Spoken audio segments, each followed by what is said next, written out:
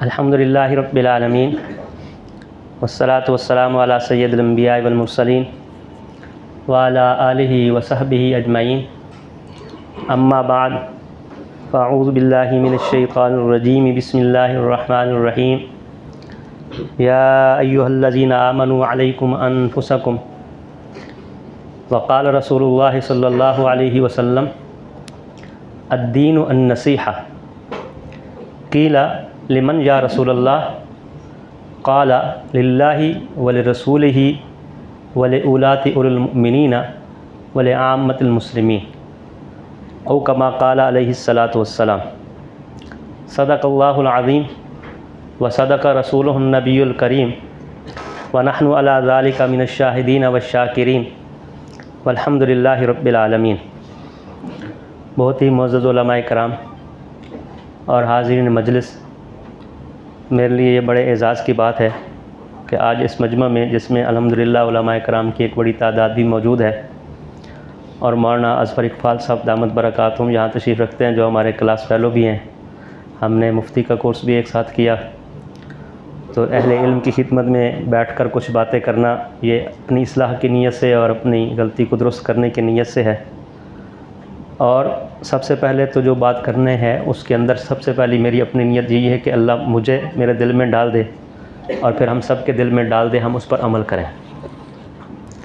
اس بات پر اللہ رب العزت کا جتنا بھی شکر ادا کیا جائے بہت ہی کم ہے کہ اللہ تعالیٰ نے ہمیں ایمان عطا فرمایا، مسلمان بنایا۔ یہ جملہ ہم زبان سے کہتے تو ہیں، لیکن واقعہ یہ ہے کہ یہ جملہ اتنا قیمتی ہے کہ شاید اس زمین پر بولنے والے جملوں میں سب سے زیادہ قیمتی ہو۔ وجہ یہ ہے کہ اس ایمان کی ایک عظیم الشان خصوصیت یہ ہے کہ یہ خلود فی النار سے، یعنی ہمیشہ ہمیشہ جہنم میں جلنے سے انسان کو بچا لے گا۔ جب جہنم کے اندر اعلان ہوگا کہ جس کے اندر ذرہ برابر بھی ایمان ہے، یعنی اتنا ایمان کہ جس کو کوئی دیکھ نہیں رہا تھا، اس کو بھی نکال کر لے جاؤ جنت میں، تو اس وقت ربما یود الذین کفروا لو کانوا مسلمین، تو کافر کہیں گے کہ کاش کوئی کچھ نہ کرتے، صرف کلمہ ہی پڑھ لیتے، تو آج امید تو پیدا ہو جاتی کہ ہم اس جہنم کی آگ سے نکل جاتے۔ یعنی آدمی اگر کلمہ پڑھ لے اور پھر اپنی غفلت کوتاہی یا جو بھی اس کے اسباب ہو سکتے ہیں، کسی وجہ سے وہ گناہوں میں ہی زندگی گزار دے، لیکن اگر ایمان بچا کر لے گیا تو یہ بذات خود اتنی بڑی دولت ہے کہ شاید دنیا کی ساری دولتیں اس پر قربان کر دی جائیں تو وہ اس دولت کا مقابلہ نہیں کر سکتے۔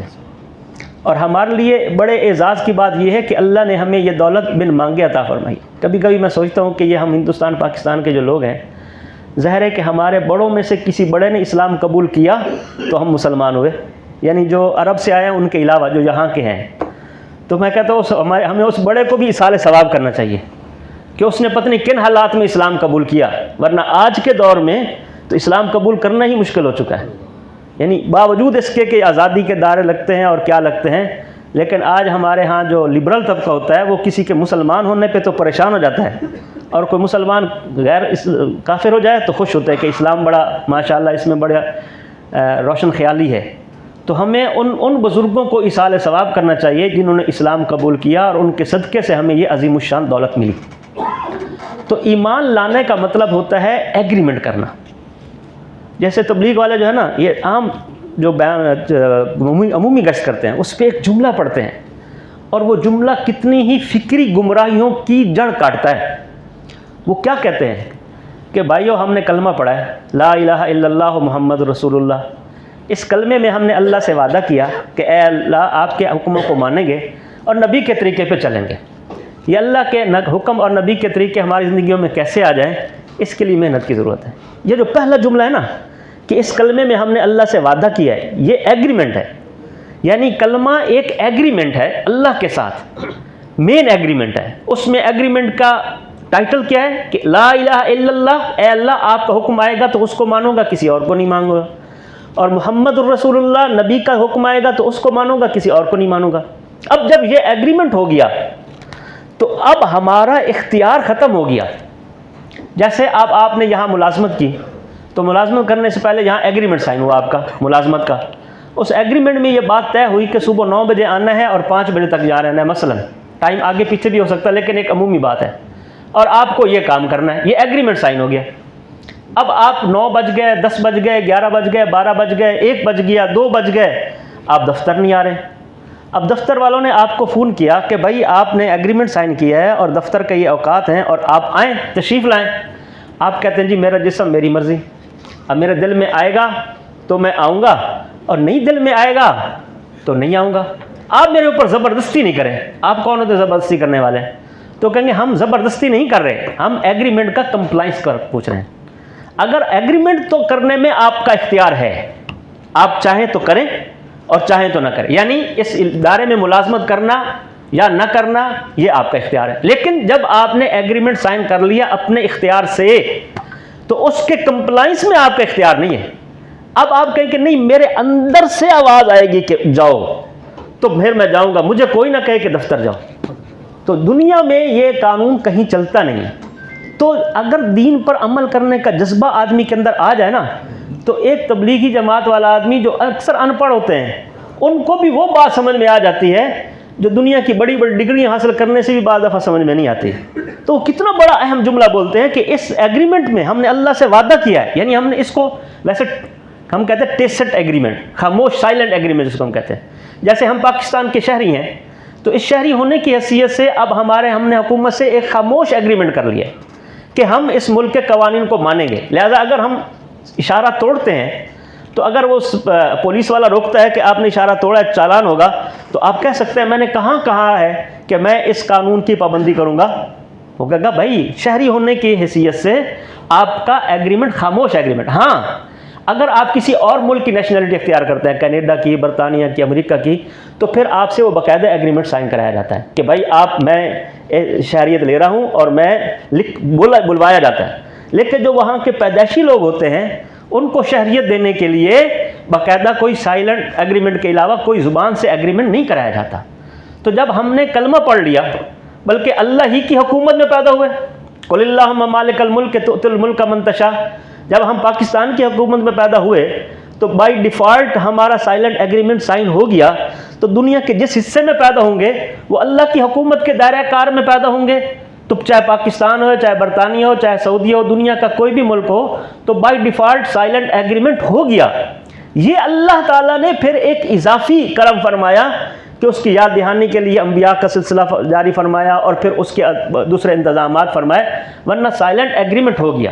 اور پھر اللہ نے مزید، یہ اللہ تعالیٰ کی طرف سے ایک پھر مزید آپشن ہے کہ میری حکومت میں رہنے کے باوجود بھی تم کو میں اپنے احکام کا پابند نہیں کرتا جب تک کہ تم پھر ایک صراحتاً ایگریمنٹ نہ بولو، اور اس کا نام ہے لا الہ الا اللہ محمد رسول۔ کسی پاکستانی کو یہ اختیار نہیں ہے کہ آپ چاہیں تو یہ کہیں کہ میں حکومت کے قانون مانوں گا اور نہ چاہوں تو نہیں مانوں گا، اور نہ ماننے کی صورت میں حکومت کوئی زبردستی نہ کرے، ایسا نہیں ہے۔ لیکن پوری زمین جب کہ اللہ کی مملوک ہے اور اللہ کی حکومت ہر جگہ ہے، پھر بھی یہاں بسنے والے ہر انسان کو یہ کہا گیا دیکھو تمہاری مرضی ہے، چاہو تو یہ کہو کہ میں اللہ کو حکم مانوں گا، نبی کے طریقے مانوں گا اور کلمہ پڑھ کے آ جاؤ، اور نہ چاہو تو کوئی بات نہیں، لا اکراہ فی الدین، دین میں زبردستی ہے نہیں، یعنی کسی کو زبردستی مسلمان بنانا جائز نہیں، جائز نہیں بلکہ ممکن بھی نہیں ہے۔ کسی کو زبردستی مسلمان آپ کر ہی نہیں سکتے۔ زبردستی آپ کلمہ تو پڑھوا سکتے ہیں جس کے نتیجے میں وہ منافق بھی بن سکتا ہے۔ بھائی آپ کہیں زیادہ سے زیادہ آپ جو سختی کرتے ہیں نا وہ ظاہر پر کرتے ہیں، اندر پہ سختی ممکن نہیں ہے۔ آپ کسی کو کلمہ پڑھا لیں، آپ کے کہنے پر وہ کلمہ پڑھ لے گا، لیکن اگر ایمان اندر سے نہیں قبول کیا تو وہ منافق تو بن جائے گا لیکن مسلمان نہیں بنے گا۔ اس لیے یہ اللہ تعالیٰ نے اختیار دیا کہ چاہو تو آپ کلمہ پڑھ کے یہ ایگریمنٹ بھی کر لو، اور اگر نہ چاہو تو ہماری طرف سے زبردستی۔ لیکن جب آپ نے یہ ایگریمنٹ کر لیا جس کا ٹائٹل ہے لا الہ الا اللہ محمد الرسول اللہ، تو پھر اس کی سب کلازز ہیں۔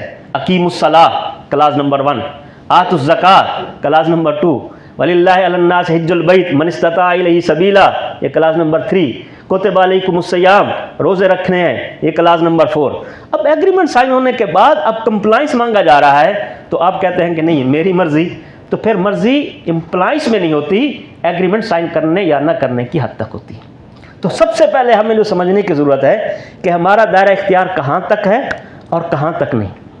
لیکن افسوس میری حالت پہ بھی ہم سب حیثیت مجموعی ہم اس ایگریمنٹ کو سائن کرنے کے بعد دو طرح کی کوتاہیوں کا شکار ہو گئے. ایک وہ کوتاہیاں جس کو ہم کہتے ہیں فکری اعتبار سے کہ ہم کمپلائنس کو اپنی ذمہ داری نہیں سمجھتے, ہم پھر بھی اس کے اندر اپنا اختیار سمجھتے ہیں. یہ کوتاہی بڑی ہے کہ بھائی یہ کر لوں تو ٹھیک ہے, نہ کروں تو کوئی بات نہیں. یہ کوتاہی بڑی ہے, اللہ ہماری اس سے حفاظت فرمائے. اور یہ کوتاہیاں پھیلائی گئی ہیں مغرب کی طرف سے. مغرب نے دنیا میں دین کے بارے میں ایسے ایسے اصول اور پرنسپلز متعارف کرائے ہیں جو بالکل سڑے ہوئے, جلے ہوئے ہیں. دین کے کسی بھی شعبے میں, دین کے علاوہ دنیا کے کسی بھی شعبے میں وہ چلنے والے نہیں. دو چیزیں بالکل الگ الگ رکھنی چاہیے. ایک ہے مادیت اور ایک ہے ما بعد المادیت. ایک ہے طبعیات, ایک ہے ما بعد الطبعیات. یا ایک کو کہے مادیت اور ایک کو کہے روحانیت. اس میں تو ہمیں کوئی شک نظر نہیں آتا کہ اس وقت مغربی کی طاقتیں مادیت کی چیمپئن ہیں, مادیت کی امام ہیں. جو ہر روز جو نئی ایجاد آ رہی ہے, ہمارے پاس موبائل ہے یہ وہاں سے آیا ہے, لیپ ٹاپ ہے یہ وہاں سے آیا ہے, جہاز ہے تو انہوں نے ایجاد کیا ہے, فلاں چیز ہے تو انہوں نے ایجاد کی ہے. یہ بالکل ماننے والی بات ہے. ہاں ہم یہ کہہ سکتے ہیں کہ یہ ایجادات جن اصولوں پر, بنیادوں پر یہ ایجادات ہوئی ہیں, وہ اصول بنیادی طور پر مسلمانوں نے متعارف کرائے تھے اندلس میں, لیکن وہ بہت پرانی بات ہے. اور پھر ہماری کوتاہی یہ بھی ہے کہ اگرچہ ہم نے وہ کرائے لیکن بعد میں ہم نے اس کے اوپر وہ مزید کام نہیں کیا. مزید کام بھی انہوں نے کیا, پھر اس کے بعد مزید تھیوریز بھی انہوں نے دریافت کی, متعارف کرائیں, اور ان کو بلا شبہ یہ کریڈٹ جاتا ہے کہ مادیت کے میدان میں انہوں نے وہ چیزیں دنیا کو دکھائی ہیں جو دنیا میں مسلمان قوموں نے نہیں دکھائیں اور ترقی نہیں کی. یہ بات بالکل ایک واضح سی ہے اور اس کا انکار کرنے کی کوئی ضرورت نہیں ہے. لیکن مسئلہ یہ ہے کہ مادیت کے امام ہونے کا یہ مطلب نہیں ہوتا کہ وہ روحانیت کا بھی امام ہے. اگر ایک آدمی کمپیوٹر کا بڑا ماہر ہے اور ہر طرح کی خرابی دور کر سکتا ہے, یا موبائل کو بھی بڑا ماہر ہے, بہت اچھا اس کو دور کر سکتا ہے, تو اس کا یہ مطلب کہاں سے ہوا کہ اگر ہماری گاڑی خراب ہوگی تو بھی ہم اس کے پاس لے جائیں, یار یہ پنکچر لگا دو. وہ کہے گا میں ماہر تو ہوں لیکن گاڑی کا نہیں ہوں, موبائل کا ہوں. تو اگر وہ مادیت کے امام ہیں تو مادیت ہم ان سے حاصل کریں اور ان کی شاگردی اختیار کریں, ان سے سیکھیں. اس میں کوئی عیب کی بات نہیں ہے اور کوئی حقائق کو جھٹلانے کی بھی کوئی ضرورت نہیں ہے. لیکن روحانیت کے امام تو ہم ہیں, روحانیت کے امام تو مسلمان ہیں, تو ہم ان کی مادیت میں ان سے استفادہ کریں, ان سے چیزیں حاصل کریں, وہ روحانیت میں ہم سے فائدہ حاصل کریں, دنیا میں جھگڑا ہی ختم ہو جائے گا. اب ہوا یہ کہ سقوط اندلس کے بعد, جس کو وہ نشأت ثانیہ کہتے ہیں, کہ مسلمانوں کا زوال ہوا اور پھر دنیا میں ان کی حکومت قائم ہوئی اور پھر ان کا مادیت میں ان کے نظام چلا, تو انہوں نے ہر میدان میں ہی امامت کا دعویٰ کر دیا. اور ہر میدان میں امامت کا دعویٰ کرنے کا نتیجہ یہ ہوا کہ دین کے بارے میں بھی انہوں نے باتیں کرنا شروع کر دیں. اور چونکہ مادے میں وہ ہمارے امام بن چکے ہیں تو ہماری مرعوبیت یہ ہوئی کہ ہم نے جب اس میدان میں ان کو امام مانا تو اب ہمیں دین کی بات بھی وہی ٹھیک لگتی ہے جو وہ کہتے ہیں. اگر مولوی صاحب دین کی بات کرے تو وہ کہے کہ پتہ نہیں اس کو پتہ بھی ہے یا نہیں پتہ. اور وہ علماء, اب یہاں بیٹھے ہوئے علماء, ان سے پوچھ لیں, وہ علماء جنہوں نے دین کا علم اس طرح حاصل کیا کہ مجھ سے یہ بات بیان کی ہے میرے استاد نے, اس سے اس کے استاد نے, اس کے استاد نے, اس کے اس استاد نے, حتیٰ الی رسول اللہ صلی اللہ علیہ وسلم, پوری سند بیان کر سکتے ہیں یہاں بیٹھے ہوئے تمام علماء کرام. اور وہ جو دین کی بات کرتے ہیں وہ مستشرق اورینٹلزم ہوتا ہے, جو کوئی یہودی ہوتا ہے یا کوئی عیسائی ہوتا ہے یا کسی اور مذہب کا ہوتا ہے. اور وہ جب ہمیں کہتا ہے کہ اے مسلمانوں تمہارے دین کی اس بات کا یہ مطلب ہے, تو ہمیں اس یہودی کی بات پر اعتماد زیادہ ہوتا ہے جس کی سند کسی غیر مسلم سے جا کر ملتی ہے, اور اس کی بات پر اعتماد کم ہوتا ہے جس کی سند جناب رسول اللہ صلی اللہ علیہ وسلم. وجہ صرف ایک ہے کہ ہم یہ سمجھتے ہیں کہ چونکہ وہ ترقی کر چکے ہیں مادیت کے میدان میں, وہ امام ہیں, تو اس لیے ان کی بات اتھینٹک ہوگی. مسلمانوں نے کیا جو ان کی بات مانے. ٹھیک ہے, مسلمانوں نے مادیت کے میدان میں کچھ نہیں کیا تو نہ مانو, نہیں مانو. لیکن روحانیت کے میدان میں تو اس وقت دنیا میں باقی مذہب اور محفوظ مذہب صرف اسلام ہے. نہ یہودیت مذہب باقی رہا, محفوظ رہا, نہ عیسائیت باقی رہا. باقی تو ویسے بھی زمینی مذہب ہے. زمینی مذہب کا مطلب کیا ہے؟ زمینی مذہب ہونے کا مطلب یہ ہے کہ انسان خود اپنے بارے میں فیصلہ کرے کہ مجھے کیسے زندگی گزارنی ہے. اور آسمانی مذہب ہونے کا مطلب یہ ہے کہ بنانے والا بتائے کہ یہ چیز جو میں نے بنائی ہے اس کو کیسے استعمال کروں. ایک یہ ہے کہ یہ چیز خود بتایا مجھے کیسے استعمال کرو، اور ایک یہ ہے کہ جس نے اس کو بنایا ہے وہ بتائے کہ اس کو کیسے استعمال کرو۔ تو آسمانی مذہب ہونے کا مطلب یہ ہے کہ اللہ بتائے میں نے انسان کو بنایا ہے، یہ میری پروڈکٹ ہے، اس کو کیسے استعمال کرو۔ اور زمینی مذہب ہونے کا مطلب یہ ہے کہ پروڈکٹ خود کہے نہیں میں خود بتاؤں گی کہ مجھے کیسے بتاؤں۔ تو زمینی مذہب تو ویسے باطل ہیں، اور آسمانی مذہب میں جو دو رہ جاتے ہیں یہودیت اور عیسائیت۔ اب ذرا غور کریں، یہودیت جو ہے نا یہ نسلی مذہب ہے۔ نسلی مذہب ہونے کا مطلب یہ ہے کہ کوئی بندہ اگر یہودی ہونا بھی چاہے نا تو وہ اس کو وہ یہودی نہیں کریں گے۔ اگر آپ میں سے کوئی کہے معاذ اللہ یہودیوں کے پاس جائے کہ جی میں یہودیت کا مطالعہ کیا اور میں یہودی ہونا چاہتا ہوں، وہ کہے گا نہیں آپ مسلمان، آپ یہودی نہیں ہو سکتے، جو پیدائشی یہودی ہے بس وہی ہوگا۔ اب دنیا میں یہودیوں کی تعداد 1 ارب بھی نہیں ہے، شاید کروڑ کے قریب ہو، 1-2 کروڑ ہو۔ اگر بالفرض والمحال ہم مانیں کہ یہودی مذہب صحیح ہے تو اس کا مطلب ہے کہ 2-4 کروڑ کے علاوہ زمین کے جتنے انسان ہیں اگر وہ چاہیں بھی کہ ہم حق میں داخل ہو کر آخر میں بخشش کروا لیں تو اس کا کوئی راستہ ہی نہیں ہے۔ اس سے بڑا ظلم اللہ تعالیٰ کا بندوں کے ساتھ اور کیا ہوگا؟ اگر ہم مانیں کہ یہودی مذہب صحیح ہے اور یہودیت ہونے کی وجہ سے آخرت میں بخشش ہوگی، تو اگر میں چاہوں کہ میں یہودی بن جاؤں تاکہ میری آخرت میں بخشش ہو جائے تو مجھے یہودی ہونے کا تو راستہ کوئی نہیں۔ تو کیا مطلب ہوا کہ اب میں جتنی کوششیں کر لوں کہ میری آخرت میں بخشش ہو جائے، یہودی مذہب کے مطابق کوئی راستہ نہیں، تو یہ مذہب کیسے حق ہوا؟ اور عیسائی مذہب کے بارے میں خود تورات میں بھی موجود ہے، انجیل میں بھی، اور ہمارے قرآن مجید میں بھی موجود ہے، رسولا الی بنی اسرائیل، کہ عیسیٰ علیہ السلام کو صرف بنی اسرائیل کی طرف بھیجا گیا تھا۔ اور انجیل کی عبارت میں ہے کہ وہ خود کہتے ہیں کہ میں بنی اسرائیل کی گمراہ بھیڑوں کو سیدھے راستے پر لانے آیا ہوں، میرا کام صرف ان لوگوں کی طرف ہے جو بنی اسرائیل ہیں۔ یعنی اسرائیل جو ہے یہ یعقوب علیہ السلام کا نام ہے۔ یعقوب علیہ السلام کے 2 نام تھے، ایک یعقوب اور ایک اسرائیل۔ قرآن مجید میں جگہ جگہ بنی اسرائیل آتا ہے نا، یہ اس لیے کہ ان کا لقب ان کے اسرائیل یعنی یعقوب علیہ السلام کے 12 بیٹے تھے، تو بنی اسرائیل کا معنی ہے اے اسرائیل کے بیٹوں۔ تو ایک نام ان کا یعقوب ہے، اور یعقوب بن اسحاق بن ابراہیم، یوسف بن یعقوب بن اسحاق بن ابراہیم۔ تو یعقوب علیہ السلام کے 12 بیٹے تھے، اور ان 12 بیٹوں سے وہ 12 قبیلے چلے جس کی تفصیلات آپ جانتے ہیں۔ تو بنی اسرائیل میں سارے انبیاء کرام آئے، عیسیٰ علیہ السلام بھی بنی اسرائیل میں آخری نبی ہیں، اور وہ صاف کہتے ہیں کہ میں آیا اس لیے ہوں کہ بنی اسرائیل کے لوگوں کو سیدھے راستے پر لے آؤں۔ اور قرآن مجید بھی صاف کہہ رہا ہے وَرَسُولًا إِلَىٰ بَنِي إِسْرَائِيل، وَرَسُولًا إِلَىٰ بَنِي إِسْرَائِيل، اور یہ رسول ہیں صرف بنی اسرائیل کے لیے۔ لہذا جو لوگ بنی اسرائیل میں نہیں ہیں اگر وہ چاہیں کہ یار وہ بھی کوئی ایسا کام کریں جس کی وجہ سے وہ آخرت میں کامیاب ہو جائیں اور جہنم کے عذاب سے بچ جائیں، تو عیسیٰ کے مذہب میں تو داخل نہیں ہو سکتے، کیونکہ جب نبی کی ڈومین میں ہی ہم نہیں آتے، بھائی ایک برق کے اندر ڈومین میں ہی نہیں آتا اور وہ کہتا ہے مجھے بھی تنخواہ دو یا مجھے بھی کچھ دو، وہ کہ بھائی آپ برق کے اندر آتے نہیں ہیں تو آپ کو ہم لیں گے کیسے اور آپ کو ہم بینیفٹ کیسے پہنچائیں گے؟ تو جو غیر بنی اسرائیلی ہیں وہ عیسیٰ علیہ السلام کی ڈومین میں ہی نہیں آتے۔ یہ تو الگ بات ہے کہ ان کے مذہب منسوخ ہو گئے اور وہ پہلے، یہ تو بات ہم بعد میں کریں گے، لیکن اصولی طور پر وہ ان کی ڈومین میں ہی نہیں آتے۔ لہذا اگر کوئی غیر بنی اسرائیل، جیسے ہم سب اس وقت بیٹھے ہیں، ہم میں سے کوئی بھی بنی اسرائیل کا نہیں ہے، تو اگر ہم چاہیں کہ ہم آخرت میں کامیاب ہو جائیں تو عیسائیت قبول کر کے بھی کوئی راستہ نہیں، کیونکہ عیسیٰ علیہ السلام کی ڈومین نہیں ہے، صرف ہمارے رسول ہیں جو کہتے ہیں قل یا ایھا الناس انی رسول اللہ الیکم جمیعا، الناس اے لوگو میں تم سب کی طرف رسول ہوں، بنی اسرائیل ہو یا غیر بنی اسرائیل ہو۔ تو عالمگیر مذہب صرف ایک ہی رہ جاتا ہے، وہ ہے اسلام۔ تو اگر ہم کسی اور مذہب کی طرف جاتے ہیں تو ادھر تو راستہ ہی کوئی نہیں، راستہ ہی صرف یہی ایک ہے کہ لا الہ الا اللہ محمد الرسول اللہ پڑھیں، لیکن اس کے بعد پھر اس کی کمپلائنس شروع ہوتی ہے۔ تو کمپلائنس کے بارے میں نے عرض کیا کہ ایک تو فکری گمراہیاں ہمیں مغرب نے مبتلا کیا ہے، اور وہ ہمارے بعض لوگ بیچارے غلط فہمی میں یا غلطی میں مبتلا ہو جاتے ہیں۔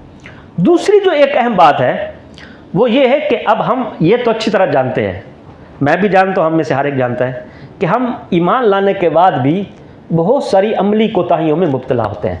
نماز میں سستی ہو گئی، معاملات میں کوتاہی ہو گئی، روزہ رکھنے کے بعد ہے، عبادات میں کوئی ہے، تو ہم سب چاہتے ہیں، دل میں تمنا بھی رکھتے ہیں کہ یہ معاشرے کی اصلاح ہو جائے، ہم سب مسلمان ایسے بن جائیں جیسے اللہ چاہتے ہیں، اور جیسے اللہ کے رسول چاہتے ہیں. تو جیسے ہم دعاؤں میں بھی مانگتے یا اللہ ہمیں ایسا بنا لے کہ ہم آپ کو پسند آ جائیں، اور یہ خواہش ہے، لیکن اس خواہش کے باوجود ہمارے اندر کچھ عملی کوتاہیاں بھی ہیں. تو جب ہم یہ چاہتے ہیں کہ اصلاح ہو جائے، لیکن اصلاح کا ایک طریقہ وہ ہے جو قرآن نے بتایا، اور ایک طریقہ وہ ہے جو ہم نے اپنے طور پہ ذہنوں میں بٹھا رکھا ہے. ہم یہ چاہتے ہیں کہ اصلاح تو ہو جائے، لیکن اصلاح اس کی کرو، پھر اس کی کرو، پھر اس کی کرو. جب معاشرے کی اصلاح کا کوئی بیڑا اٹھاتا ہے تو وہ سب سے پہلے دوسروں کی اصلاح کی شروع کرتا ہے کہ اس کی اصلاح ہو جائے، اس کی اصلاح ہو جائے، اس کی اصلاح ہو جائے، اس کی اصلاح ہو جائے، تو پھر انشاءاللہ معاشرہ ٹھیک ہو جائے گا. دوسرے کی اصلاح کرنا مشکل بھی ہے اور غیر اختیاری بھی ہے. میں دوسرے کو بات تو کر سکتا ہوں دین کی، لیکن اس کو تبدیل کر دوں اور اس کو اصلاح کر دوں، ٹھیک کر دوں، یہ مشکل. کیونکہ اصلاح کرتا ہے کون؟ جو اس کو ہم کہتے ہیں مصلح. ایک ہوتا ہے صالح ہونا اور ایک ہوتا ہے مصلح ہونا. صالح ہونے کا مطلب ہے کہ خود ٹھیک ہو جائے، اور مصلح ہونے کا مطلب یہ ہے کہ دوسرے کو ٹھیک کرے. جیسے ایک آدمی ہوتا ہے صحت مند اور ایک ہوتا ہے ڈاکٹر. جو صحت مند ہوتا ہے وہ خود ٹھیک ہوتا ہے، اور جو ڈاکٹر ہوتا ہے وہ خود بھی ٹھیک ہوتا ہے اور دوسروں کو بھی ٹھیک کرتا ہے، ان کا علاج کرتا ہے. تو صحت مند ہونے کے لیے ہمیں زیادہ محنت نہیں چاہیے، ہمیں پرہیز کرنا ہے، اور لیکن ڈاکٹر ہونے کے لیے ہمیں پورا ڈاکٹری کا کورس کرنا ہے، اور پھر بھی کوشش کرنی ہے. دوائی دینا ہمارے اختیار میں ہے، لیکن دوائی دینے کے لیے وہ صحت مند ہو جائے، یہ مشکل معاملہ بھی ہے اور غیر اختیاری بھی ہے.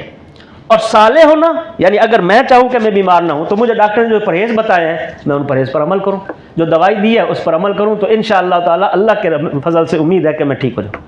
اب ہمارا کیا مسئلہ ہے؟ ہم معاشرے کی اصلاح چاہتے ہیں مصلح بن کر، نہ کہ صالح بن کر. یعنی ہم یہ دیکھیں کہ میں ٹھیک ہو جاؤں پہلے. قرآن کریم یہ کہتا ہے یا ایھا الذین آمنوا علیکم انفسکم، اے ایمان والو اپنی خبر لو، اے ایمان والو اپنی خبر لو. یعنی سب سے پہلے یہ دیکھو کہ میرے اندر تو کوئی کوتاہی نہیں ہے. سب سے پہلے یہ دیکھو میرے اندر کوئی غلطی تو نہیں ہے. اگر میں ٹھیک ہو گیا تو قرآن کا اگلا حصہ بتاتا ہے لا یضرکم من ضل، اگر کوئی آدمی راستے سے بھٹکا ہوا بھی ہے وہ تمہیں کوئی نقصان نہیں پہنچائے گا، وہ تمہیں کوئی نقصان نہیں پہنچائے گا. اب اپنا جائزہ کہاں سے لینا ہے؟ شروع سے لینا ہے، ایمان سے لینا ہے. ایمان سے لے کر آخر تک چلنا ہے. مثلا ایمان، موٹی سی بات لے لیں، ایمان کلمہ تو پڑھ لیا لا الہ الا اللہ محمد رسول اللہ، اس کے نتیجے میں ہم اسلام میں داخل ہو گئے. لیکن اللہ تعالیٰ نے ایمان کے لیے معیار کیا بنایا ہے کہ کون سا ایمان ہے؟ دیکھو پھل ہوتا ہے نا، پھل، سیب گلا ہوا سڑا ہوا بدبو آ رہی ہے اس کو بھی سیب ہی کہتے ہیں، اور ایک بڑا عالی شان سیب ہوتا ہے اس کو بھی سیب کہتے ہیں. لیکن معیار سے کون سے؟ ماں کہتی بیٹے کو جاؤ بازار سے سیب لے کر آؤ، تو وہ جو کونے میں گلے ہوئے سڑے سیب تھے نا وہ 50 روپے کلو کے حساب سے مل رہے تھے، وہ لے کے آ گیا. تو اماں کہتی یہ کیا لے کر آیا؟ کہا کون سا آدمی ایسا ہے دنیا کا جو کہے کہ یہ سیب نہیں ہے؟ اور آپ نے بھی کہا میں نے سیب لاؤ، تو پھر سیب تو آ گئے. وہ کہے گی نہیں، سیب بولا جاتا ہے تو مراد کامل سیب، اعلیٰ سیب، عمدہ سیب. ہمارے عربی میں محاورہ بھی ہے، علماء کرام اس کو جانتے ہیں کہ المطلق و اذا یطلق یراد به الفرد الکامل. جب بولا جائے گا تو اس کا آئیڈیل فرد مراد ہوتا ہے. تو ایمان جب بولا تو اللہ نے قرآن مجید میں اس کا معیار بتایا، فَإِنْ آمَنُوا بِمِثْلِ مَا آمَنْتُمْ بِهِ فَقَدْ اهْتَدَوْا، اگر باقی لوگ بھی ایسے ہی ایمان لے کر آ جائیں جیسے صحابہ کرام کا ایمان تھا تو پھر وہ ہدایت پر ہیں. اور منافقین کو کہا گیا وَإِذَا قِيلَ لَهُمْ آمِنُوا كَمَا آمَنَ النَّاسُ، اے صحابہ ایسے ہی مان لاؤ جیسے صحابہ لائے. قَالُوا أَنُؤْمِنُ كَمَا آمَنَ السُّفَهَاءُ، تو وہ کہتے ہیں کہ کیا ہم ایسے ہی مان لیں جیسے یہ پاگل لے کر آئے. تو اللہ تعالیٰ فرماتے ہیں الا انہم ہم السفہاء، میرے صحابہ کرام کو پاگل کرنے والے سنو. الا، یہ علماء کرام جانتے ہیں اس میں تاکید کتنی، الا انہم ہم، 3 تاکیدات. سن لو اچھی طرح سن لو، پکی بات ہے، جو میرے صحابہ کرام کو پاگل کہہ رہے ہیں وہ خود پاگل ہیں. وہ یہ بات جو ہے نازل کس پیسے منظر میں ہوئی؟ اللہ انہم السفہاء. حضرت شیخ الاسلام مفتی محمد تقی عثمانی صاحب نے آسان تفسیر قرآن میں لکھا ہے کہ یہ اصل میں یہودی تھے جو مسلمان تو ہو گئے تھے ظاہراً، لیکن حقیقت میں نہیں ہوئے تھے. اور انہوں نے ایک نظریہ چلایا تھا کہ یار تم کسی مذہب کو غلط نہ کہو، جس کو وحدت ادیان کا نظریہ کہتے ہیں. یہ آج کل ہمارے معاشرے میں چل رہا ہے. یہ آج جدید دور میں ایک نظریہ بن گیا جس کو فرانس کا ایک مفکر ہے وولٹائر، اس نے متعارف کرایا کہ مذہب جو ہے یہ شخصی معاملہ ہے، ریاست کا مذہب کے لینے دینے سے کوئی تعلق نہیں ہے، اور کسی مذہب کے سچ یا جھوٹ ہونے کی بحث فضول ہے. اب یہ نہ کہے کہ یہ مذہب غلط ہے، یہ مذہب ٹھیک ہے، یہودیت بھی ٹھیک ہے، عیسائیت بھی ٹھیک ہے، ہم بھی ٹھیک ہے، وہ بھی ٹھیک ہے، یہ بھی ٹھیک ہے. اس کو کہتے ہیں وحدت ادیان کا نظریہ. تو اگر سب ٹھیک ہے، مشرک بھی ٹھیک ہے، ہندو بھی ٹھیک ہے، عیسائی بھی ٹھیک ہے، یہودی بھی ٹھیک ہے، تو پھر حضور نے یہودیوں کو اسلام لانے کی دعوت دی کیوں؟ اور ہندوؤں کو کہا کیوں قولوا لا الہ الا اللہ؟ پھر طائف کا سفر کیا کیوں؟ اور پھر ساری مشقتیں اٹھائی کیوں؟ اس لیے کہ سارے مذہب ٹھیک نہیں ہو سکتے. مذہب نام میں دو چیزیں ہوتی ہیں، ایک ہوتا ہے عقیدہ اور ایک ہوتا ہے اعمال. عقیدہ جو ہوتا ہے نا، اس کو ہم کہتے ہیں نیریشن، اور عربی زبان میں اس کو کہتے ہیں جملہ خبریہ. نیریشنز جو ہوتی ہے نا، یہ یا تو سچی ہوتی ہے یا جھوٹی ہوتی ہے.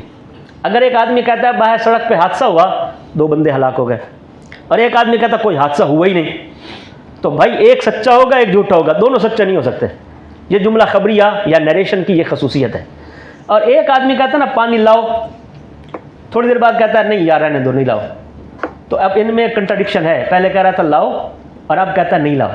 لیکن ہم یہ نہیں کہتے تھے پہلے آپ نے سچ بولا تھا اور اب آپ جھوٹ بول رہے ہیں. نہ کوئی جملہ سچا ہے نہ کوئی جھوٹا ہے. تو یہ جو کمانڈز ہیں، احکام ہیں، اس کے اندر مختلف مذاہب میں اختلاف ہوا ہے.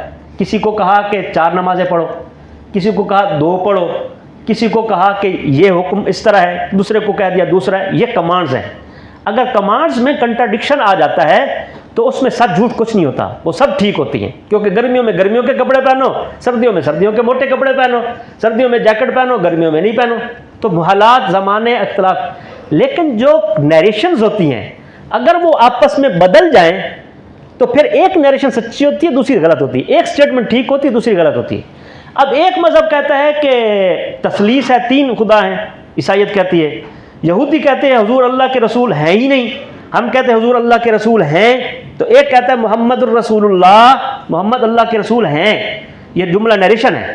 دوسرا کہتا ہے نہیں محمد الرسول اللہ نہیں ہے، محمد صرف محمد بن عبداللہ ہیں اور رسول اللہ نہیں ہے، یہ بھی نیریشن ہے. اب اگر ان میں کنٹراڈکشن آ گیا تو کیسے ہو سکتا ہے کہ دونوں ٹھیک ہو؟ یہ کیسے ہو سکتا ہے کہ جو کہہ رہا ہے کہ حادثہ ہوا وہ بھی ٹھیک کہہ رہا ہے اور جو کہہ رہا ہے حادثہ نہیں ہوا وہ بھی؟ دونوں باتیں کیسے ٹھیک ہو سکتی ہے؟ تو نیریشنز میں جب بھی کنٹراڈکشن ہوتی ہے تو ایک ٹھیک ہوتی ہے غلط ہوتی ہے. تو یہ صحابہ کرام کا تھا مذہب کہ یہودیت غلط، عیسائیت غلط، ان الدین عند اللہ الاسلام، صحیح مذہب اسلامی ہے اور وہی ٹھیک ہے. تو وہ یہودی کہتے تھے نہیں تم چھوڑو یار اس بحث کو چھوڑو، بس یہ مذہب شخصی معاملہ ہے، جس کا جو مذہب ہے اس کو بس ٹھیک. مسلک کی بات اور ہے، ایک مسلمان ہے، کوئی دیوبندی مسلک سے ہے، کوئی بریلوی مسلک سے، یہ مسلک سب اسلام میں ہی ہے، اس میں کوئی ایسی بات نہیں. بات میں کر رہا ہوں دین کی. دین کے علاوہ جو دوسرے مذاہب ہیں وہ جھوٹے ہیں، سچا صرف اسلام ہے. لہذا انہوں نے یہ بات پھیلائی اور صحابہ کرام کہتے تھے یہ بات غلط ہے. تو حضرت نے فرمایا کہ اللہ تعالیٰ نے اس وحدت ادیان کے نظریے کو توڑا ہے. یہ بھی منافقت کی ایک قسم ہے، ان کو بھی منافقین میں شمار فرمایا.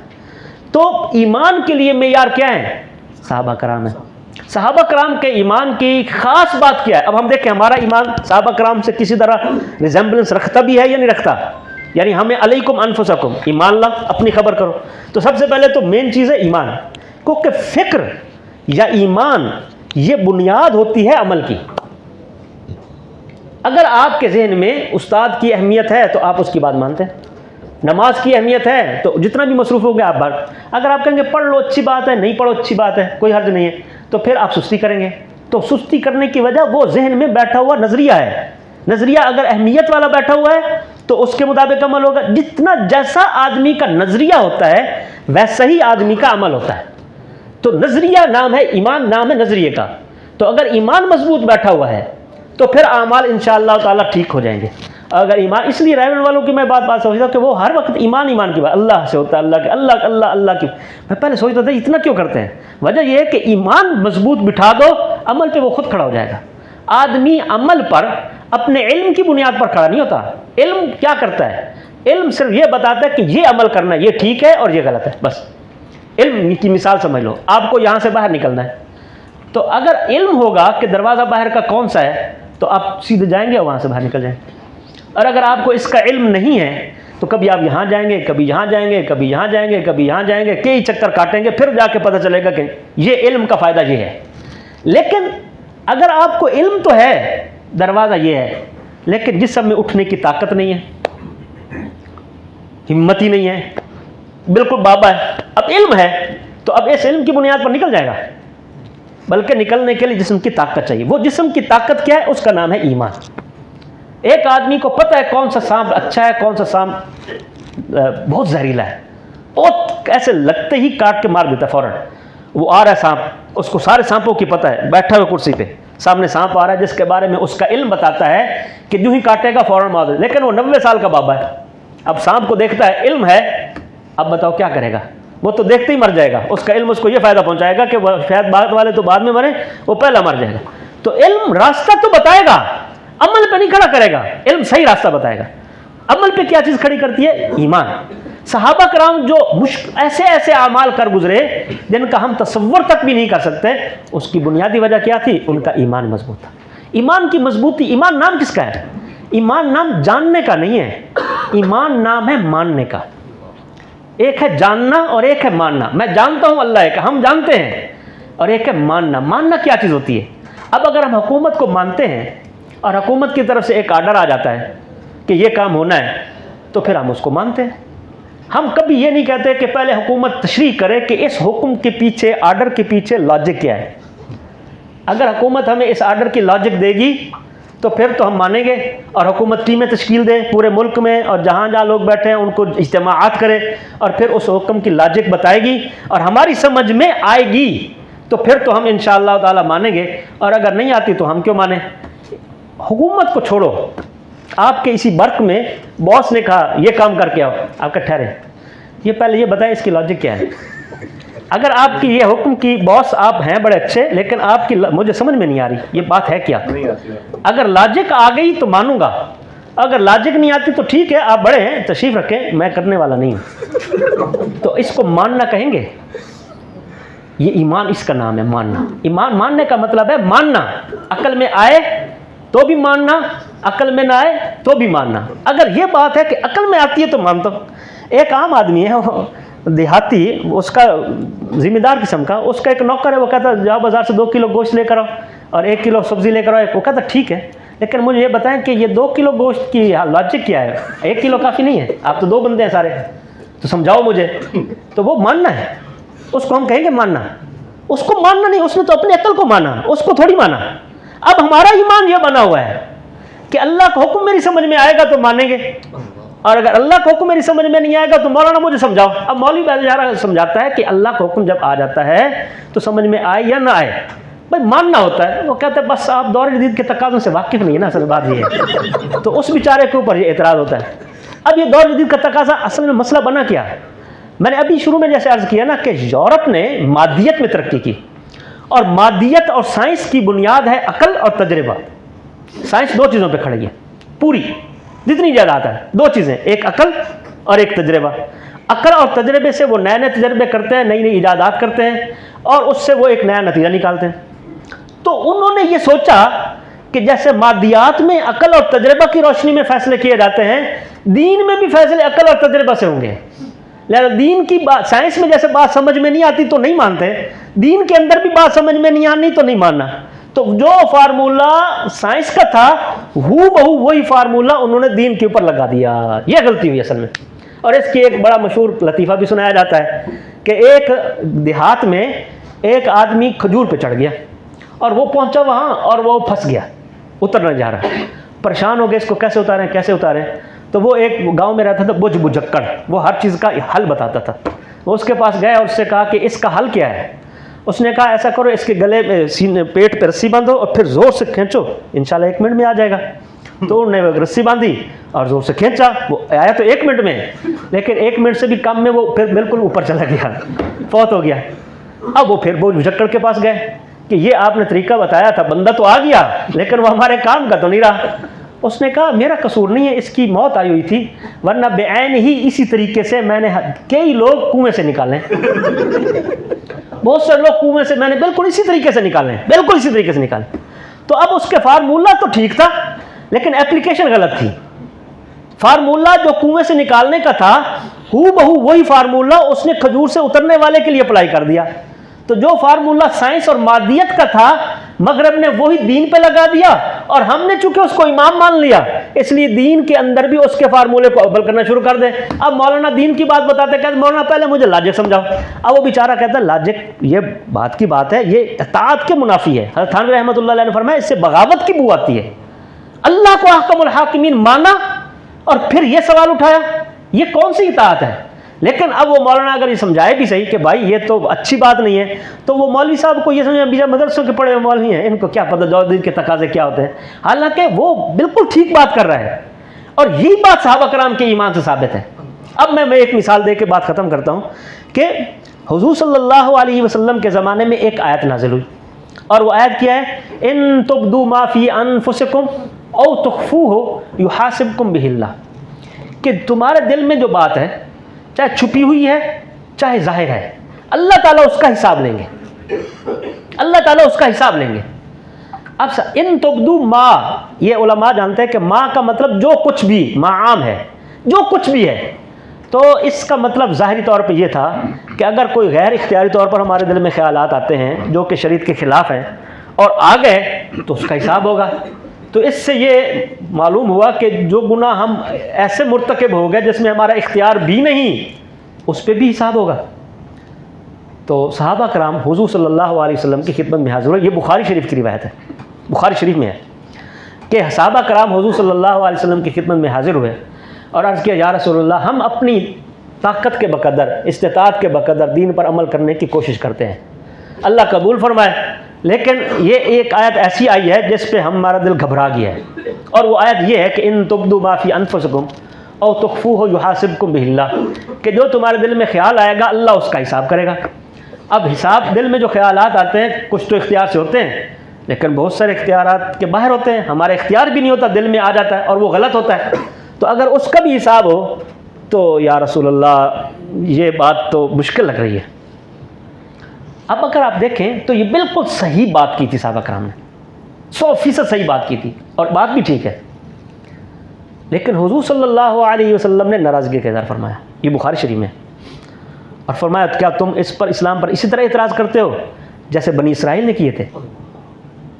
اور بعض روایت میں آتا ہے کہ گھٹنوں کے بل بیٹھ کر کھا کہ یوں کہو, جو اگلی آیت ہے نا آمن الرسول بما انزل الیہ, آمنا, جو اللہ نے کہا جیسے کہا ہم اسی پر ایمان لائے, بار بار کہلوایا آمنا آمنا آمنا. اس پر اللہ نے اگلا آیت حصہ نازل کیا, آمن الرسول بما انزل الیہ من ربہ والمؤمنون, اللہ نے جیسا نازل کیا اللہ اور مؤمنون یعنی صحابہ, کیونکہ اس وقت تو مؤمنون صرف صحابہ تھے, وہ ویسے ہی مان لے آئے. البتہ وہ پہلے اجمالی بات تھی, تفصیل میں اب بیان کر رہا ہوں کہ لا یکلف اللہ نفسا الا وسعها, لا یکلف اللہ نفسا الا وسعها, جو آپ کے اختیار میں نہیں اس کا میں مواخذہ نہیں کروں گا. یہ پہلے بات اجمالی کی جاتی ہے, ٹائٹل دیا جاتا ہے, پھر اس کی ڈیٹیلز آتی ہے. تو ڈیٹیل میں نے یہ بات واضح کر دی ہے, لیکن صحابہ کرام کا اشکال بالکل لاجیکل تھا. یہ ایسی ہے جیسے اللہ تعالیٰ نے فرمایا سجدہ کرو آدم کو, تو الا ابلیس, شیطان نے سجدہ نہیں کیا. تو شیطان کی دلیل کیا تھی کہ میں آگ کا ہوں, یہ مٹی کا ہے. حضرت شیخ الاسلام صاحب نے لکھا کہ دیکھو تو بات تو اس کی لاجیکل ہے کہ مٹی جو ہے وہ نیچے جاتی ہے اور آگ اوپر جاتی ہے, لیکن اللہ کا حکم آ گیا نا, اس کے سامنے اس نے عقل لڑائی تو مردود ہوا. بلکہ اگر آگے تھوڑا اور جاؤ تو اللہ تعالیٰ فرماتے ہیں کہ فرشتوں نے سجدہ کیا, اور فرشتے نور کے بنے ہوئے ہیں. شیطان تو آگ کا بنا ہوا ہے, نار کا, اور فرشتے کس کے بنے ہوئے ہیں؟ اور نور تو نار سے بھی بہتر ہے, مٹی سے بہتر ہے آگ, اور آگ سے بہتر ہے نور. تو اگر یہ لاجک ٹھیک ہوتی تو فرشتوں کے لیے تو یہ بدرجہ اولا ٹھیک تھی کہ یا اللہ جب یہ نہیں کر رہا اس وجہ سے کہ بھائی اس سے ادنا ہے, تو ہم تو نور کے ہم کیسے کریں. ان کی لاجک اور زیادہ اچھی تھی, لیکن انہوں نے مانا اس لیے کہ انہوں نے کہا جب اللہ کا حکم آ جائے تو پھر دماغ کو نہیں لڑانا, پھر اللہ کے حکم کو ماننا ہے. پھر تعویلیں جو سجانا کام ہے یہ شیطان کا کام.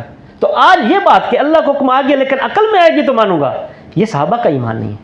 آدم علیہ السلام کا ایمان دیکھو, جو واقعہ اسی واقعے میں آگے جا کے کہ جب شیطان نے ان کو سجھایا, کیا سجھایا کہ بھائی یہ جنت میں تم عارضی طور پر تھا, اب بھی تمہارے لیے اس کھانے کی اجازت ہے تو کھا لو, اور قسم بھی اٹھا دی قاسم وما, اور زندگی میں پہلی دفعہ انہوں نے جھوٹی قسم سنی تھی تو کھا لیا نا. جب اللہ تعالیٰ نے ناراضگی کا اظہار کیا تو انہوں نے, ہمارا کیا ہوتا ہے, ہم سے کوئی کہے نا کہ یوں کر لو ہم کر لیں, پھر باس بلائے تو پہلے مرتبہ ہم کیا کہیں, مجھے تو اس نے کہا تھا, اس کا قصور ہے.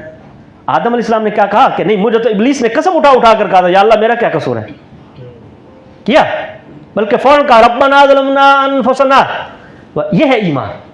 اب ہم باقی اعمال کی بات تو بہت لمبی ہے، بات یہ مکمل ہوگی کہ آج ہم اپنے ایمان کا تو جائزہ لیں کہ کیا ہمارا ایمان ایسا ہوا ہے یا اس کے کچھ قریب پہنچا ہے جیسا ایمان لانے کا ہمیں حکم دیا گیا ہے. اگر ایمان اس جیسا بن جائے گا تو اعمال کی عمارت اسی ایمان پر کھڑی ہوتی ہے، انشاءاللہ وہ بھی اچھی ہو جائے گی.